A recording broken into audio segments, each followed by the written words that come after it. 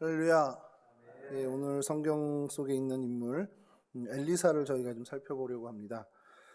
구약 성경에 등장하는 선지자들이 참 많이 있습니다. 많이 있는데 어떤 선지자가 이적을 가장 많이 행했을까라고 한다면 그 답의 주인공이 바로 오늘 저희가 살펴볼 엘리사입니다.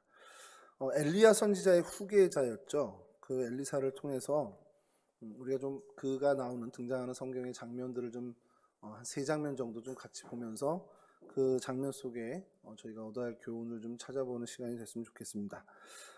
엘리사는 북왕국 이스라엘의 선지자였습니다. 그러니까 활동 무대가 북이스라엘 그쪽이었다는 거고요. 근데 그렇다고 북이스라엘에만 관여한 게 아니라 그 아람이라고 하죠. 그 시리아 나라에도 참 많은 그 활동을 좀 하게 됩니다. 엘리야의 제자고 엘리야의 뜻이 여호와는 하나님이시다라는 뜻이 있는 것처럼 엘리사가 그 이름이 비슷하잖아요. 그래서 엘리사는 하나님은 구원자이다. 그러니까 하나님은 나의 구원 뭐 이런 뜻을 갖고 있는 그런 선지자였습니다. 말씀드린 것처럼 엘리사가 많은 기적을 베푼 선지자로 알려져 있는데요. 간단하게 좀 대표적인 기적 몇 가지만 좀 말씀을 드리면 엘리야에게서 떨어진 그 겉옷을 가지고 요단강을 쳐서 요단강이 갈라지니까 요단강 물이 마르게 한 그 기사가 있고요. 그런 기적이 있고요. 소금을 가지고 여리고의 물을 깨끗게 하는, 소독하는, 그러니까 정화했다라는 그 기록이 있고, 암곰 2마리가 숲을 가운데 나와서 아이들을 이렇게 죽이는, 그걸 뭐 기적이라고 하기 좀 그렇지만 선지자를 좀 놀리는 아이들에게 하나님이 이렇게 징벌하는 것 같은 그런 이적이 있었습니다. 선지자의 생도가 좀 빚을 많이 지게 되고, 그래서 그 아내에게 샘솟는 기름을 만들어줘서 그 채무를 갚게 하고 자식들과 함께 생활을 할 수 있도록 이렇게 이적을 베풀기도 했고요. 수넴 여인이 등장하는데 이건 뭐 한 사건으로는 봐야 될지 잘 모르겠습니다. 그 불임이어서 남편이 늙어서 이제 그 사환이 얘기를 하죠. 이 여인은 남편이 너무 늙어서 아이가 없다라고 하니까 네가 내년엔 아이를 가질 거다 이렇게 얘기를 해서 아이를 낳게 하는데 또 그 아이가 죽어요. 그리고 그 아이를 다시 또 살려냅니다. 선지 생도들이 국을 끓여서 이렇게 하는데 독이 들어가 있다는 거고 그 독을 또 제거해주는 기적도 보이고요. 보리떡 20개로 100명을 먹이고 또 남게 하는 그런 급식 이적도 행합니다. 우리가 잘 알고 있는 아람 장군 나아만의 문둥병, 그 나병을 고쳐주고요. 또 게하시에게 문둥병이 바라게 하는 그 일도 있었습니다. 나뭇가지로 도끼가 떠오르게 하는 이적도 유명한 이적이고요. 그리고 이스라엘 왕이 유대 왕 그리고 에돔 왕과 함께해서 모압 왕을 대적할 때 물이 없어서 고생하는 그것을 이제 물을 내게 내어줘서 그 이적을 베푸는 일도 있습니다. 살아서 이렇게 이적을 베풀었을 뿐만 아니라 그의 뼈에 닿은 시체가 회생되기도 하는 그런 이적도 있습니다. 뭐 이렇게 대표적인 것만 해도 한 11, 12가지 정도가 되는데요. 뭐 굉장히 많은 기적을 베풀었던 선지자입니다. 그의 출생을 보면 아벨 무홀라라는 성에서 출생을 했고요. 그곳에 살다가 사밧의 아들로 태어나 살다가 어떻게 보면 그냥 농사를 짓는 그런 평범한 삶을 살았습니다. 스승 엘리야의 뒤를 이어서 북이스라엘 선지자가 되어서 약 50년 이상 사역을 하게 됩니다. 국가적인 위기 때마다 굉장한 영적인 어떤 힘을 발휘해서 이방의 침략을 저지하고 또 나라를 어떻게 보면 지켜내는 그런 선지자였는데요. 말씀드린 것처럼 그 엘리사라는 이름이 하나님은 구원이시다, 하나님은 구원 이런 뜻을 갖고 있는데 그 이름처럼 그의 사역에서 하나님은 정말 우리의 구원자구나라는 것을 많이 증거하는 그런 모습을 좀 보였다라는 이제 평가를 받게 되죠. 엘리사 활동 당시 북왕국은 좀 어떠했는지 좀 보면요. 정치적으로는 이제 아합 왕이 죽었어요. 아합 왕이 죽어서 약간은 좀 이제 왕권이 약화되는 그런 어떤 쇠퇴기를 걷고 있었는데 그로 인해서 그 연합되었던 그 주변의 국가들과 계속 배신이 막 이렇게 난무한 어떤 그런 뭐 어떻게 보면 정신없는 혼란기를 겪게 됩니다. 그래서 북방 지역에 이제 좀 크게 세력 확장한 아람이 계속해서 침범을 해요. 그래서 그 잦은 전쟁으로 인해서 좀 전체적으로 정치나 사회적으로 좀 혼란의 시기, 좀 어려운 시기를 지내던 때였습니다. 종교적으로는 엘리야가 그 갈멜산 그 기도 전투라고 해야 되나요? 그래서 바알 종교의 영향이 한풀 꺾인 시기이긴 한데 그래도 여전히 북이스라엘은 우상 숭배가 좀 만연했던 그런 상황이기도 합니다. 그래서 우리가 엘리사가 등장하는 장면 몇 가지 좀 세 가지 정도 살펴보면서 교훈을 얻으려고 하는데요. 첫 번째 장면을 바로 좀 들어가면 저희가 오늘 읽은 열왕기상 19장에 나오는 그가 소명받는 장면입니다. 엘리사가 하나님께 부름받기 전에 뭘 했냐? 오늘 본문에선 소 12결의를 가지고 밭을 갈았다라고 얘기가 나옵니다.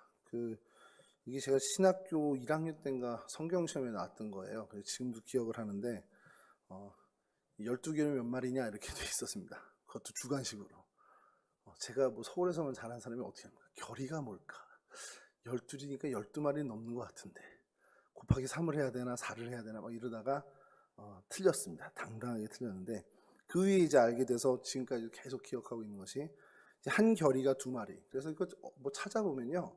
그때 제 기억으로도 저희로 뭐 쟁기라고 할 수 있는 그런 어떤 농기구일 텐데 그거를 이제 소 2마리에다 이렇게 얹어서 그것을 끌다 보니까 이게 결이. 그래서 한 결이면 소 2마리가 필요하니까 한 결이면 2마리.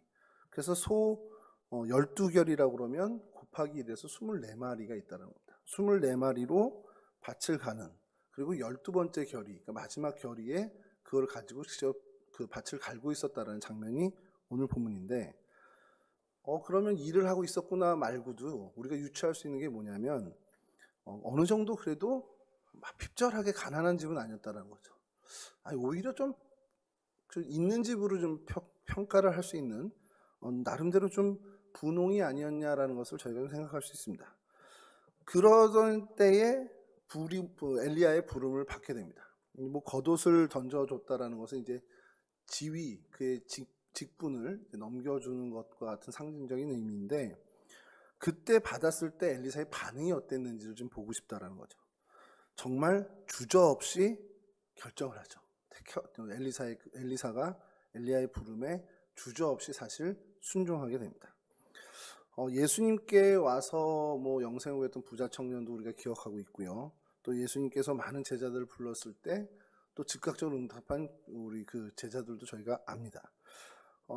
엘리사 역시 그런 주님이 불렀던 즉각 응답했던 제자들처럼 엘리야의 부름을 받자마자 부모와 작별 인사를 나누고 거기서 한 걸음 더 나가서 소 2마리를 잡아서 또 밭 갈던 도구를 불태워가지고 제사를 지내는 거죠. 아마 뭐 서원제 정도였을 테니까 백성들에게 나눠주는 제사가 됐을 것 같아요.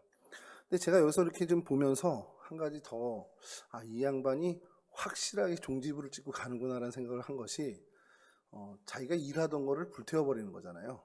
다시는 돌아오지 않겠다라는. 근데 저희 속담에 그런 거 있잖아요. 떠나는 마을 우물에 침 뱉지 말라라는 그런 건데 그것과는 정말 상반되는 모습입니다. 그러니까 다시는 돌아오지 않겠다는 어떤 의지를 보여준 것이 아닌가라는 생각이 드는데 그래서 그 도구에 불을 붙여서 고기를 삶아서 백성들에게 나누어 주고 미련 없이 일어나서 엘리야를 쫓으면서 엘리야의 수종드는 사람이 되게 됩니다. 이 모습을 보면서 엘리사가 어떤 사람이었을지 좀 짐작할 수 있는 게 이 사람은 좀 결단력이 있는 사람이었겠구나라는 겁니다. 그리고 하나님의 섭리에 이거 하나님이 하시는 일이다 그러면 망설이지 않고 응답하는 모습을 보였다라는 건 결국 그가 이미 이전에 하나님에 대한 생각과 하나님에 대한 집중이 있었던 사람, 그러니까 영적인 자질이나 어떤 영성에 있어서도 그가 뒤처지는 사람은 분명히 아니었다는 것을 저희가 생각해 볼 수 있다는 것이죠. 성경을 보면 이런 사람들이 많이 등장해요. 아브라함도 그렇고요. 뭐 베드로나 요한이나 야고보, 또 마태도 그랬고요. 그 외에 뭐 열거할 수 없을 많은 사람들이 이 하나님의 부르심, 이 소명에 대해서 즉시 순종하고 헌신하는 모습을 저희는 많이 봅니다. 이 사람들에게서 배울 수 있는 공통점이 뭔가라는 걸 살펴보면요. 이들은 결국 믿음의 사람이라는 겁니다. 하나님의 부르심에 대해서 정확히 인지를 했고 그래서 그 하나님의 부르심에 대해서는 아멘으로 즉각 순종하는 그 믿음이 있었던 믿음의 사람이고요.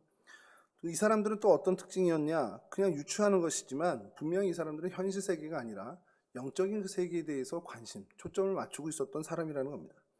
그리고 세 번째로 이들의 모습은 자신의 현실을 어쨌든 변화시키고자 더 나은 어떤 모습으로 변화시키고자 하는 그런 비전, 꿈을 갖고 있었던 사람이라는 특징을 갖고 있습니다. 그리고 이에 가장 중요한 기질적인 면에서 열심히 있는 충성된 사람들이었다는 것이죠.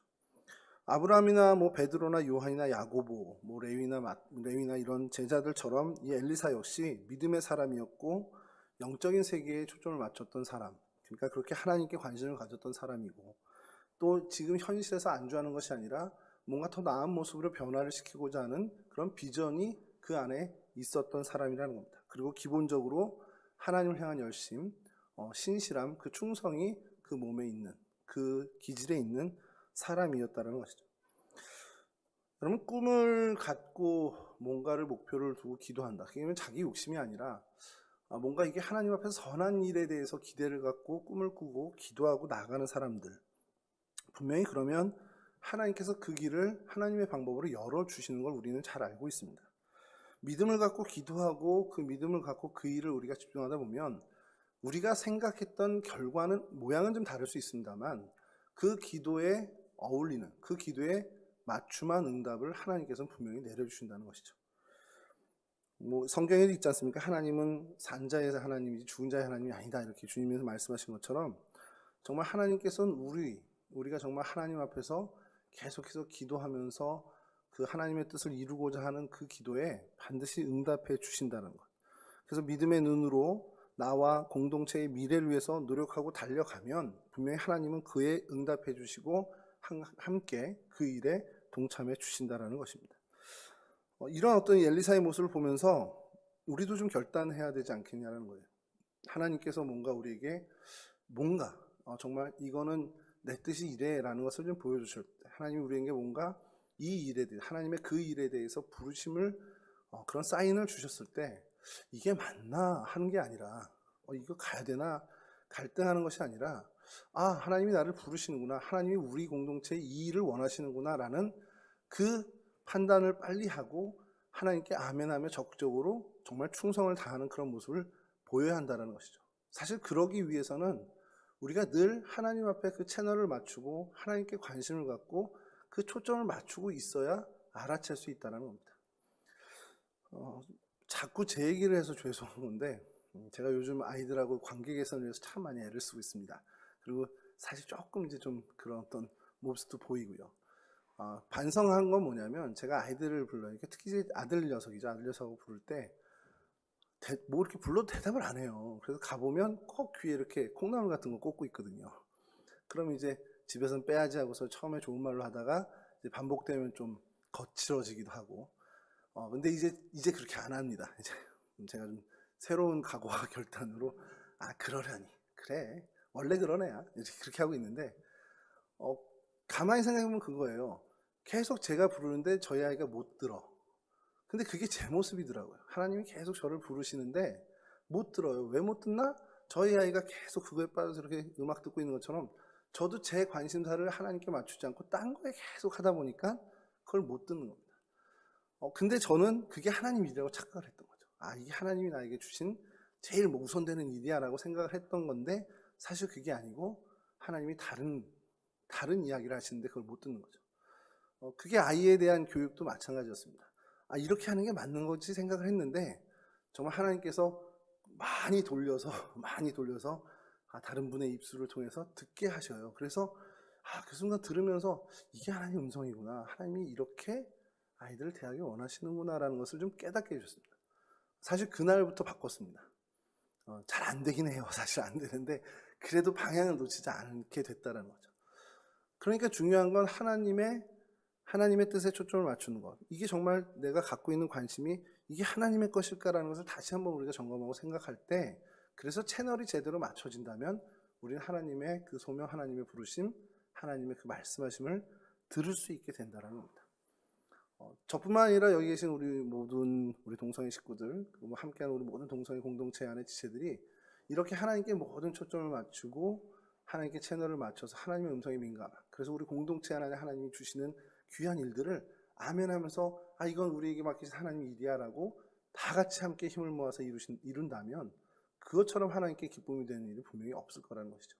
이러한 아름다운 일들이 우리 동성교회 공동체 가운데 늘 넘쳐나기를 주님의 이름으로 축원합니다. 두 번째 장면을 살펴보려고 하는데요, 열왕기 하 2장에 나오는 장면입니다. 너무 잘 알고 있는 엘리야가 승천할 때의 그 모습입니다. 참 이게 성경에 있어서 그냥 성경의 내용이구나 그러는데, 여러분 이거 계속 한번 되뇌어서 한번 읽어보세요. 이게 말이 되는 건가라는 생각이 들 수 있습니다. 아니, 사람이 죽지도 않았어요. 그리고 사람이 그대로 하늘로 들려 올라갔대. 예수님 사건도 대단한데 이 구약의 엘리야도 그랬다라는 겁니다. 근데 이게 여기 등장하는 사람들이 그렇게 별로 이상하게 생각 안 하는 게 전 더 이상한 겁니다. 열왕기 2장 9절인데요. 이제 그 승천하기 직전에 엘리야가 엘리사에게 이제 묻는 장면입니다. 제가 좀 읽어드리겠습니다. 건너매 엘리야가 엘리사에게 이르되 나를 내게서 데려감을 당하기 전에 내가 네게 어떻게 할지를 구하라. 엘리사가 이르되 당신의 성령이 하시는 역사가 갑절이나 내게 있게 하소서 하는지라. 하나님께서 엘리야를 하늘로 이제 불러 올리시기 직전에 엘리야가 사랑하는 제자 엘리사에게 이런 질문을 하는 겁니다. 사실은 그 전의 장면들을 보면 엘리사를 좀 떼놓으려고 하신 것 같아요. 그래서 너 여기 머물러.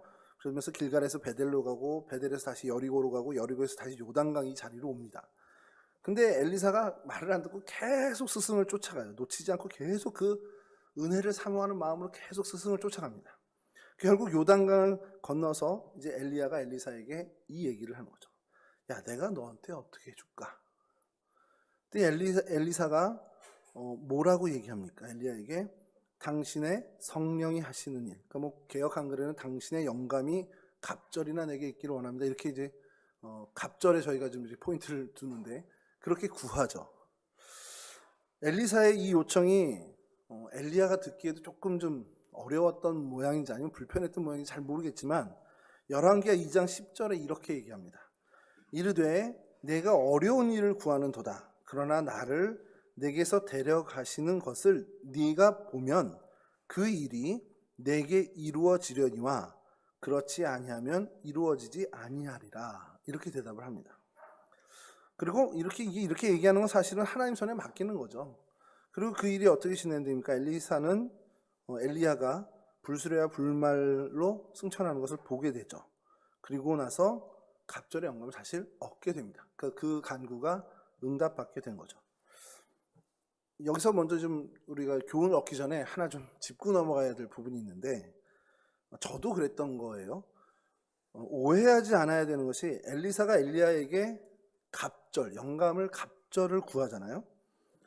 이거를 좀 저도 처음에는 오해를 했고요. 이게 어떤 단순한 은혜에 대한 욕심 혹은 엘리야보다 내가 좀 더 높아져야 돼, 더 뛰어나야 돼 라는 그런 마음으로 오해할 수 있는 부분입니다. 근데 전혀 그렇지 않아요. 그런 마음이 아닙니다. 오히려 그 반대입니다. 이 요청은 뭐냐면 근본적으로 내가 엘리야 스승에 비해서 한참 뒤떨어지는 걸 안 거예요. 엘리사는. 야, 나는 죽었다 깨나도 우리 선생님처럼 못해. 나는 정말 죽었다 깨나도 우리 엘리야 스승처럼 할 수가 없는데 그럼 어떻게 하면 이 사역을 내가 감당할 수 있을까? 정말 잘 이어갈 수 있을까? 어떻게 하면 내가 정말 그분의 그 어떤 그 하나님께 영광을 돌리는 그 사역을 흠없이 정말 잘 이어갈 수 있을까 고민하다 나온 답이 이겁니다. 왜냐하면 나는 너무 보잘것없기 때문에. 그래서 더 큰 은혜가 필요한 거예요. 우리 스승님이 받았던 스승님 정도, 뭐 정말 누가 안 될 정도로 이 사역을 하려면 스승님이 가졌던 그 사역에 훨씬 더 많은 은혜가 내게 임해야 가능하다라는 걸 안 겁니다. 엘리사는 기본적으로 그런 자세에서 이것을 구한 거죠. 여기서 근데 저희가 하나 또 왜 자꾸 마음에 힘드냐면 갑절이란 표현 때문에 그렇습니다. 그러면 스승님보다 조금만 더, 스승님 저에게 더 알맞는 걸 주세요. 제가 스승님의 그 사역을 잘 이어갈 수 있는 은혜를 제가 구합니다. 이렇게 하면 될 건데 왜 갑절을 표현했냐? 이래서 이게 불편한 거거든요. 근데 여러분, 전통적으로 히브리 사람들이 가지고 있던 개념이 있어요. 그게 그게 장자권이 됐던 지도자에서 지도자로 넘어가던 어쨌든 상속되는 개념에 2배의 몫이 등장을 합니다. 이건 저는 읽어드릴게요. 신명기 21장 17절인데요. 반드시 그 미움을 받은 자의 아들을 장자로 인정하여 자기의 소유에서 그에게는 2 몫을 줄 것이니 그는 자기의 기력이 시작이라 장자의 권리가 그에게 있음이니라. 그러니까 장자에게는, 그러니까 상속에게는 다른 상속에 비해 2 몫을 주는 겁니다. 그 장자권을 상속할 땐. 에스겔서 40장 13절에도 이렇게 있습니다. 주 여호와께서 이같이 말씀하셨느니라. 너희는 이 경계선대로 이스라엘 12지파에게 이 땅을 나누어 기업이 되게 하고 요셉에게는 두 몫이니라. 요셉이 장자권을 가진 것이었습니다. 장자의 역할을 하는 거죠. 그래서 두 몫을 이렇게 하게 됩니다. 그리고 이게 장자권이나 어떤 상속의 개념에서의 두 몫이 아니더라도 이들은 뭔가 더 많은 것을 표현할 때, 어쨌든 이거보다 더 많은 것을 표현할 때 어떻게 보면 숫자상으로 딱 2배, 갑절 이거를 얘기하는 게 아니라 더 많이라는 표현을 이 갑절이라는 표현을 사용해서 사용한다라는 겁니다. 사무엘상 1장 5절입니다. 한나에게는 갑절을 주니 이는 그를 사랑함이라. 그러나 여호와께서 그에게 임신하지 못하게 하시니. 한나가 아들을 못 낳는 것 때문에 다 힘들어하니까 남편이 선물을 주는데 갑절을 줬어요. 근데 정말 여러분 계산하면 정말 2배일까요? 곱하기일까요? 그 얘기가 아니라 그만큼 더 많이, 훨씬 더 많이 주었다. 그게 3배가 될 수도 있고 4배가 될 수 있습니다. 모르는데 훨씬 더 많은 것을 주었다라는 표현입니다. 욥기 42장 10절입니다. 욥이 그의 친구들을 위하여 기도할 때 여호와께서 욥의 공경을 돌이키시고 여호와께서 욥에게 이전 모든 소유보다 갑절이나 주신지라. 성경에 정말 곱하기 2에서 몇 마리 소, 양 몇 마리 이렇게 계산 하는 것이 정말 다 2배가 되냐? 그건 모르죠. 근데 이렇게 표현을 하는 겁니다. 그 전의 소유보다 훨씬 더 하나님께서 회복시켜 주셨다는 걸 얘기하는 겁니다. 이사야 61장 7절에 요거 마지막으로 말씀드리겠습니다. 너희가 수치 대신 보상을 배나 얻으며 능욕 대신에 몫으로 말미암아 즐거워할 것이라. 그리하여 그들의 땅에서 갑절이나 얻고 영원한 기쁨이 있으리라. 그러니까 뭔가를 하나님이 주시거나 더 많은 것을 상징할 때 갑절의 표현을 쓰고 또 뭔가를 무너졌던 걸 회복시킬 때 그 회복의 표현으로 이 갑절을 사용합니다. 그러니까 성경의 표현이죠. 그러니까 엘리사가 엘리야에게 이 갑절의 영감을 주십시오라고 표현한 것은 본인의 어떤 형편을 너무 잘 아는, 자기 어떻게 보면 인식을 너무 잘 알고 있는 엘리사가 더 많은 은혜가 필요하다는 것을 이야기한 거고, 또 전통적으로 이들이 성경에서 사용하는 것처럼 하나님의 역사, 정말 많은 하나님의 은혜를 간구합니다라는 것을 표현하는 표현이라고 생각하시면 됩니다. 내가 스승보다 높아져야지 이 마음이 아니라는 거, 그거를 좀 말씀드리고 싶고요. 자, 이제 다시 돌아와서 얻을 교훈에 대해서 얘기하면요. 여러분, 하나님의 은혜, 하나님의 은사, 이게 공짜죠, 사실은. 은혜가 공짜잖아요. 그냥 하나님 거저 주시는 거거든요. 그러면 가만히 있어도 주신다. 물론 그렇겠지만 정말 우리는 가만히 있어야 될까? 이런 생각을 해보는 겁니다. 엘리사가 정말 엘리야에게 얻었던 갑절의 영감을 응답받게 되고 더 많은 이적들을 하는 정말 놀라운 선지자가 되는데, 그럼 엘리사가 이게 물론 은혜는 다 공짜로 받은 거지만 그냥 정말 가만히 있었나? 그냥 감 떨어지듯이 밑에서 입 벌리고 있었나? 이건 아닐 거라는 거죠. 뭐냐면 은혜를 사모해야 한다는 겁니다. 하나님의 은혜, 정말 하나님께서 감당케 하시는 그 사명, 이것을 내가 잘하기 위해선 무엇보다 필요한 게 이 은혜예요. 하나님의 은혜와 은사가 필요합니다. 이런 하나님의 은혜, 영적인 축복이라고 표현할 수 있는데, 이런 것들 하나님이 우리에게 주시는데 사실 이거는 나를 위해서 쓰라고 주시는 게 아니죠. 엄밀히 얘기하면 나를 위해서 쓰는 부분도 있겠지만 원래의 목적은 하나님께서 많은 사람들을, 정말 공동체를 위해서 하나님이 주신다는 겁니다. 하나님이 나와 그리고 내 주변 사람들에게 주신 은혜와 축복, 이런 것들을 제가 잘 하나님의 의지대로 잘 사용하고 어떻게 보면 그렇게 살아가는 것이 내게도 기쁨이 되고 하나님께도 영광이 된다라는 거죠. 이 점에서 좀 엘리사를 좀 보면, 스승 엘리야를 끝까지 따르면서 하나님의 은혜를 사모했던 이 엘리사, 물론 정말 스승을 정말 철저하게 따라다니는 그 사명에 충성을 다했던 사람입니다.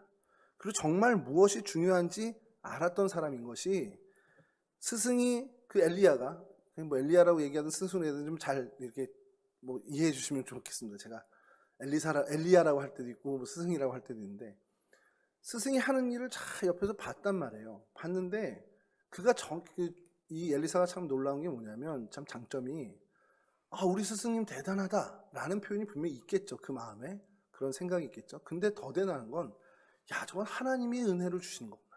저건 하나님의 능력이구나. 이걸 정확히 봤다라는 겁니다. 그래서 엘리야에게 구할 때 당신의 노하우를 전해주세요가 아니라 당신에게 임한 성령의 그 영감을 내가 갑절을 갖기를 원합니다라고 한 거라는 거죠. 그러니까 정확히 이게 어디서부터 어떻게 오는 것인지 정확히 알았던 인물이라는 것이고요. 또 중요한 것은 너 여기 머물러라 하는데도 계속해서 그 엘리야를 쫓아갑니다.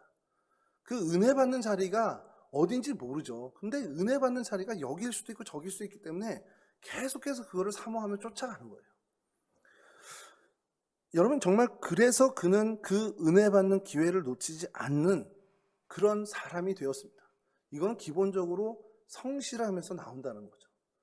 은혜 받는 자리를 찾고서 그 은혜 받는 자리에 내 자신이 가 앉아 있는 게 여러분 쉬운 일이 아닌 거 우리 알잖아요. 은혜는 정말 공짜지만, 은혜는 하나님이 거저 주시는 거지만, 은혜를 사모해서 은혜의 자리를 찾아가는 건 우리의 몫이라는 겁니다. 오늘 우리는 어떤가라는 걸 좀 생각해 보는 거예요. 하나님께서 맡기신 사명에 내가 얼마나 초점을 두고 있는가, 이게 먼저 우리의 질문입니다. 내가 이 사명을 감당하고 이 사명에 충성을 다하고자 할 때 내 힘으로 되나? 안 되잖아요. 내 힘과 능으로 안 되는 거 우리 잘 알잖아요. 그러면 우리는 어떻게 해야 됩니까? 구해야죠. 하나님의 은혜를 주십시오. 하나님 내게 하나님의 영감을 주시고 성령의 권능을 허락해 주십시오. 우리는 기도합니다. 사실 그렇게 하시잖아요. 여러분들 맡은 직분에, 여러분들 맡은 사명에 여러분들 기도하시잖아요. 하나님 내 능력으로 안 됩니다. 하나님 은혜 주시고 하나님 능력 주십시오. 기도하시잖아요. 근데 거기서 끝날 게 아니라는 거예요. 하나님 나에게 더 은혜가 필요합니다. 더 많은 긍휼이 필요합니다. 하나님 나는요 무능해요. 하나님 은혜 안 주시면 저 아무것도 못합니다. 하나님 맡겨주신 사명 잘 감당하고 싶은데 하나님 내게 은혜를 주시고 나를 더 긍휼히 여겨 주십시오. 이렇게 기도하시면서 한 걸음 더 나가야죠. 엘리사처럼 은혜의 자리를 사모해서 내 몸을 거기에 갖다 놓는 겁니다. 내 초점을 거기에 맞추는 겁니다. 예배의 자리, 은혜 받을 만한 자리, 정말 이 표현은 좀 그럴 수 있습니다만 사냥하듯이 정말 쫓아다니면서 그 은혜의 자리를 차지하고 거기서 내려진 하나님의 은혜를 얻어야 된다는 거죠. 그 기회를 찾아야 된다는 거죠. 그 기회를 놓치지 말아야 된다는 거죠. 여러분, 이제 위드 코로나가 시작됐어요. 어떻게 보면 이 방역은 더 어려워질 수도 있습니다. 감염에 있어서는 더 위험한 상황일 수도 있어요. 근데 여러분, 그래도 우리가 포기하지 말아야 할 것은 어떤 방법이 됐던 어떤 상황에서 어떻게 하든 간에 은혜를 받는 자리, 그 은혜의 수단은 우리가 놓치지 않아야 한다는 겁니다.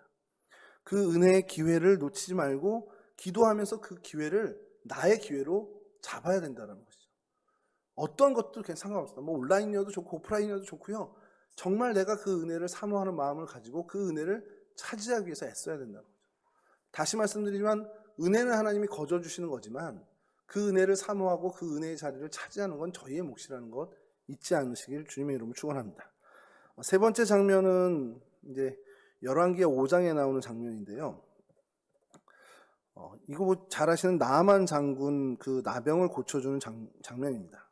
그래서 본문은 별도로 읽지는 않겠는데 아람 군대 장관 나아만이 엘리사를 찾아와서 자기의 병을 고쳐달라고 얘기를 하죠. 그래서 요단강에 가서 7번 씻게 됐어요. 이렇게 좀 티격태격하는 것도 있었지만 어쨌든 그 일이 됐습니다. 자, 그런데 거기서 나아만 장군이 참 멋지게 이제 변화되는 게 이스라엘 외에는 신이 없다. 이스라엘 이 하나님 외에는 신이 없다 고백하면서 이제 그 엘리사에게 예물을 드리려고 합니다.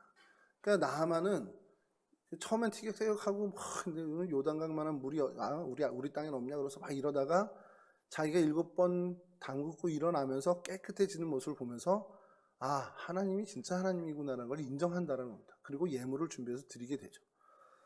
근데 엘리사는 이 나아만이 강력하게 권하는데도 불구하고 이 예물을 받지 않아요. 그래서 이 부분에 대해서 주석을 좀 많이 찾아봤는데 선지자들이 당시에 병을 낫게 하거나 사역을 하고 어떤 사명을 한 다음에 그 다음에 어떤 식물을 얻게 되는 것들이 되게 자연스러운 일이었습니다. 그거는 많이 있었고요. 나아만의 병을 고쳐주고 담례를 받는 것이 부정한 수입이 아닙니다. 정확히 여기 성경에서 얘기하는 것이 그게 엘리사의 탐심이 되는 것도 아니에요. 근데 무슨 이유인지는 모르겠지만 나아만의 예물을 받지 않습니다. 그래서 주석을 보면 이방인의 예물이기 때문에 안 받는다라는 견해도 있습니다만 그건 아닌 것 같고요.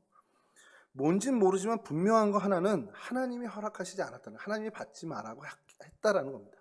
성경의 표현은 없어도 엘리사가 이렇게 그냥 자연스럽고 그냥 아무 문제 없는 것임에도 불구하고 거부한 것은 하나님의 뜻을 알았다라는 건데, 하나님이 그것을 하지마, 이게 하나님의 뜻을 밝혀줬고, 그래서 그것을 엘리사는 그대로 순종했다라는 겁니다.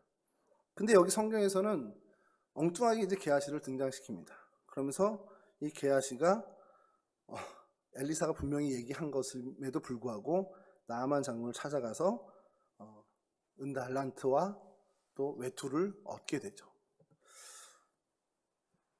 생각했겠죠, 속으로. 아니, 왜 엘리사 선생님 저 예물을 그냥 돌려보내? 우리 매일매일 이렇게 힘들게 생활하는데, 이거 좀 우리 좀 보탬이 돼야지 라는 생각을 했을 거예요. 그리고 우리가 그냥 상식적으로 생각하면 그건 되게 자연스러운 일일 수 있습니다. 그래서 가서 아유 장군님, 우리 엘리사 선생님 마음이 좀 바뀌었는데 좀 주시고 가시죠, 이랬단 말이에요. 그냥 어떻게 보면 걸려도 그냥 한번 꾸중 들을 만한 일이에요.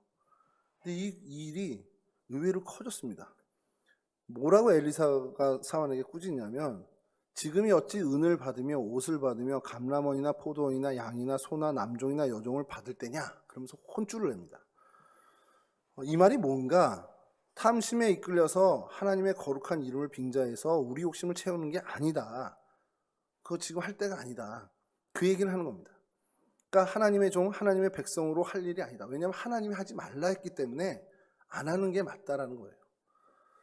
하나님의 명령은 나아만을 그냥 돌려보내는 것이죠. 그러니 명명백백하게 하나님의 명령을 따르지 않은 것입니다, 이 게하시는요. 그러니까 이런 상황에서 그냥 책망하고 말면 좋았는데, 이게 좀 생각보다 엄하게 나간 게, 벌을 내리는데 나아만에게 있던 이 나병이 게하시에게 옮겨옵니다. 이게 굉장히 큰 상징적인 일인 게 뭘 상징하냐면요, 버림받았다, 하나님의 백성이 아니고 하나님에서 유기받았다라는 이방인 나아만은 이 장면에서 하나님의 백성이 되는 것처럼 보이는, 하나님의 백성이 되는 길을 시작합니다.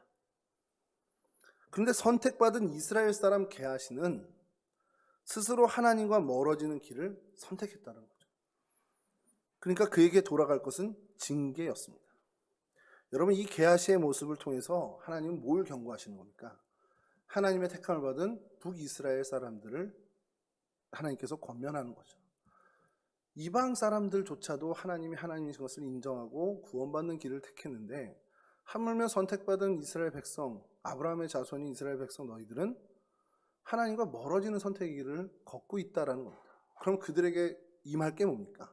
게하시게 징계를 받은 것처럼 그들 역시 징계를 받을 수밖에 없다라는 것을 하나님은 보여주고 계시는 거죠.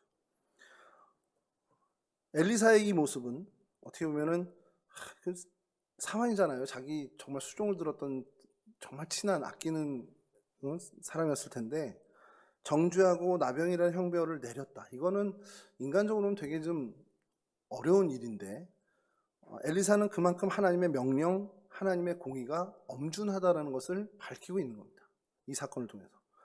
그러니까 그는 뭐냐, 어떤 이런 사사로운 연도 되게 중요하고 사랑하는 것도 중요하지만, 거기에 앞서서 하나님의 말씀을 온전히 지키는, 하나님의 말씀의 정신으로 살아가는 것에 우선순위를 두는 정말 말씀의 사람이었다는 거죠. 하나님의 말씀에 초점을 둔, 하나님의 명령에 초점을 맞춘 말씀의 사람이었다는 것을 이 장면에서 우리가 보게 된다는 겁니다. 단순히 나아만 장군의 어떻게 보면 병을 고쳐주는 그런 이적을 많이 행하는 그런 은사가 있었던 사람이다라는 표현도 분명히 있겠지만, 그보다는 하나님의 말씀에 초점을 정확하게 맞추고 타협 없이 하나님의 말씀의 정신으로 살아가고 행동하는 그런 말씀의 사람이었다는 것을 이 장면에서 저희가 보게 된다는 거죠. 오늘 우리는 어떤가라는 걸 여기서 좀 봐야 된다는 거예요. 이제 나아만 장군이 드린 예물이 부정한 것도 아니긴 하지만, 요즘 이런 물질들의 왕래로 인해서 굉장히 사회가 시끄럽잖아요. 비리가 있었다다, 이렇게 좀 부정한 이득을 취했다, 이런 것들이 참 많고, 이런 부정한 거래, 이런 것들로 인해서 결국엔 누가 피해를 보냐? 결국 가난한 사람들이 더 배고파지게 되고, 사회적인 어떤 부의 격차가 계속해서 벌어지면서 사회가 건강하지 못한 곳으로 갈 수밖에 없다라는 겁니다. 있는 사람들은 더 많이 가지기 위해, 더 편해지기 위해 정말 무슨 포식자들처럼 먹어치우는데 이게 아무렇지도 않게 그냥 가고 있다라는 거. 뭐 그런 어릴 때 들었던 얘기지만 윗물이 맑아야 아랫물이 맑다, 이 얘기가 한국 사회에 드러나냐, 뭐 적용되냐 이러면 정말 많은 사람들이 에이 그게 우리나라 얘기는 전혀 아니지라고 할 거라는 거예요. 그렇게 어떻게 보면 지도 계층에 있는 사람들이 오히려 더 이런 어떤 사회를 건강하지 못하게 하는 모습들을 너무 많이 드러내고 있다는 거죠. 정말 충분히 먹고 살 만큼 가지고 있으면서도 분명히 서민들보다 분명한 혜택을 더 많이 누림에도 불구하고 더 차지하려고 욕심을 부리는 그 모습들을 보면서 정말 안타까운데, 이게 정말 그들만의 얘기인가라고 생각하면 믿는 우리들은 거기서 자유롭나? 그럼 그렇지도 않다라는 겁니다. 우리가 정말 하나님께서 기뻐하시는 그 신앙인의 모습이 뭔지를 다시 한번 생각해야 하는 것이, 그냥 우리가 그 생각을 안 하고 거기에 초점을 안 맞추면 우리도 그냥 그렇게 살게 돼요. 왜냐면 세상이 그렇게 살고 있으니까 우리도 자연히 그냥 가만히 있고 아무 경계 없으면 그렇게 살게 되는 게 맞습니다. 그렇게 될 수밖에 없습니다. 그러니까 우리가 계속 깨어서 정말 기도하면서 정말 이 나라를 위해서 기도하고, 어떻게 보면 이 나라의 어떤 그 건강한 사회로 정말 발돋움으로 다시 변화되는 것을 위해서 기도하면서 나 자신이 말씀에 계속 붙들려 있는 사람, 정말 하나님의 그 선명한 기준으로 살아가는 거에 정말 치열하게 몸부리치는 사람이 돼야 한다는 것을 우리가 놓치지 않아야 된다는 것이죠. 이번에 저희 청년들 연합 부흥회가 있었는데, 그래서 이렇게 많은 말씀들 중에 제가 이제 마음에 좀 이렇게 탁 들은 것이, 저도 이제 반성하게 된 것이죠. 하나님의 영광을 위해서 살기로 정말 결단하고 기도했고, 난 하나님의 영광을 위해 살 거야라고 했는데, 이제 많이 얘기하는 거예요.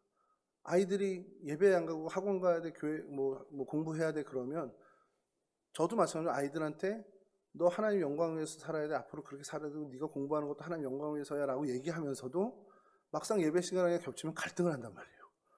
야, 교회 가야 되는데 하면서 이 학원을 갔다가 이따 오후 예배 드리게 해야 되나, 이런 갈등을 순간 할 때가 있어요. 그래서 다행히 이제 옆에 있는 그 엄한 사람이 말도 안 되는 소리 하지 마, 그래서 제 교회를 보내긴 하는데, 우리의 모습들이 그런 게 있지 않냐라는 거예요. 나는 정말 하나님의 사람이야, 하나님의 영광을 살 거야 라고 하면서 우리의 선택은 그거가 정말 정반대되는 선택을 하고 사는 것들이 너무 많다는 거죠.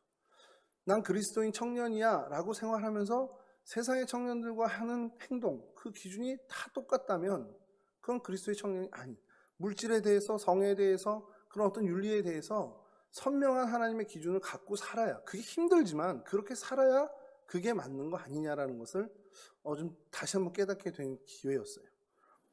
그래서 오늘 설교를 준비하면서도 우리가 하나님 말씀에 초점을 맞추고 살고 정말 그 선명한 말씀의 기준으로 안 살면, 그 붙들지 않고 정말 몸부림치지 않으면 우리 그냥 개아시처럼 살 수 있겠구나라는 겁니다.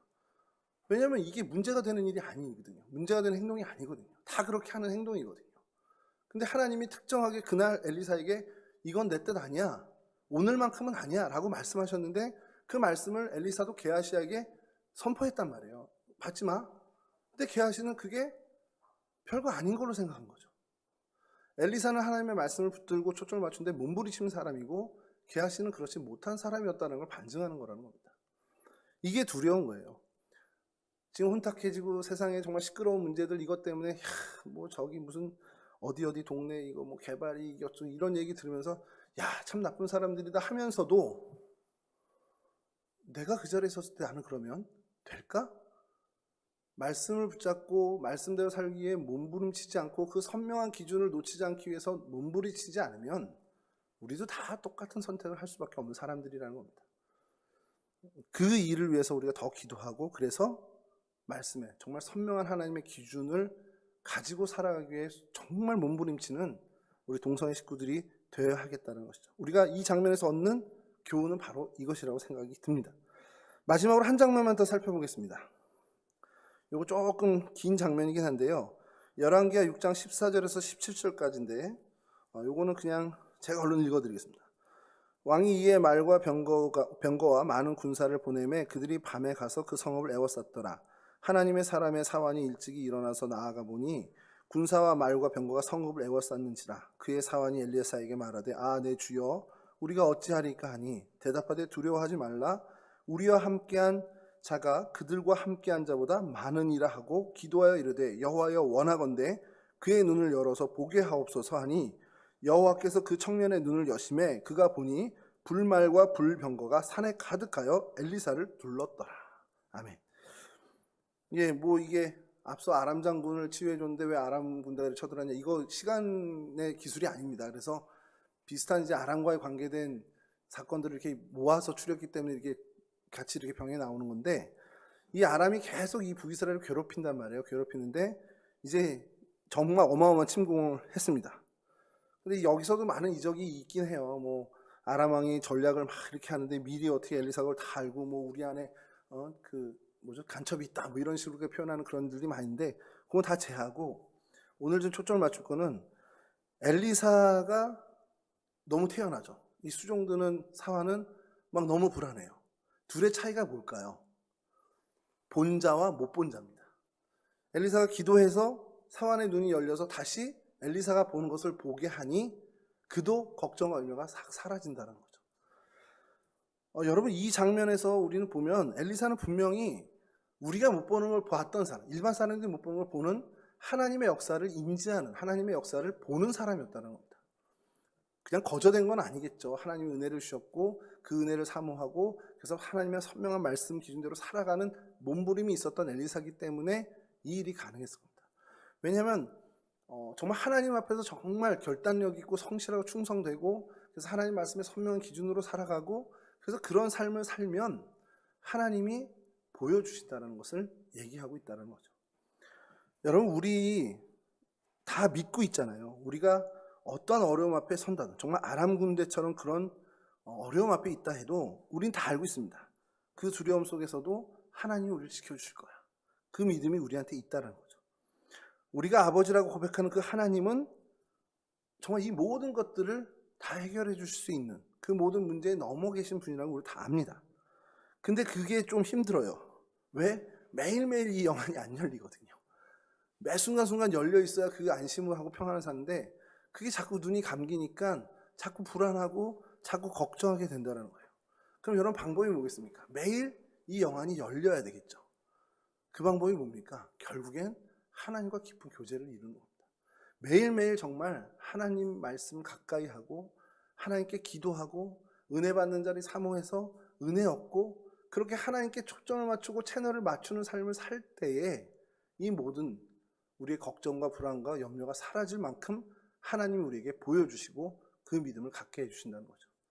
여러분, 기도하는 기도에 문제가 있으십니까? 여러분, 고민하는 여러분들의 삶에 문제가 있으시면 정말 여러분 하나님께 호소하고 하나님께 더 매달리고 더 몸부림치시면 하나님의 여러분들의 눈을 열어주시고 여러분들의 정말 여러분들이 은혜 주셔서 정말 깨닫게 하시는 영을 주셔서 하나님이 나의 보호자, 하나님이 이 모든 일에 정말 넘어선 해결, 하나님이 우리를 책임지시는 분이라는 것을 알게 해주신다는 사실입니다. 여러분, 우리가 어떻게 보면 정말 계속해서 말씀이 구약 성경, 신약 성경 인물들을 살펴보면서 계속 반복되는 결론이 나와요. 뭐 얼마를 제가 더 할지 모르겠습니다만 이것도 좀 죄송한 것 중에 하나가 계속 결론은 똑같은데 이렇게 되는 거예요, 제가. 근데 전에도 한번 말씀드렸지만 역시 반복돼야 돼라는 생각이 있기 때문에 조금은 자유합니다. 여러분, 하나님 앞에 더 기도하고 하나님께 더 초점을 맞춰서 하나님께 더 매달리고, 그래서 하나님이 말씀하시는 그 말씀이면 내가 무조건 다 순종하겠다는 그 선명한 하나님의 말씀의 기준대로 살겠다는 그 몸부림으로 살아간다면 엘리사에게 주신 그 은혜, 엘리사를 통해서 하나님이 영광 받으시고 하나님이 구원이시다라는 걸 드러내신 것처럼 우리의 삶을 통해 하나님 영광 받으시고 우리의 인생을 통해서 하나님이 구원이시다라는 것을 드러내는 하나님으로부터 쓰임받는 저희가 될 줄로 믿습니다. 이와 같은 귀한 은혜 얻으시는 저와 여러분 모두가 되실 수 있기를 주님의 이름으로 간절히 축원합니다.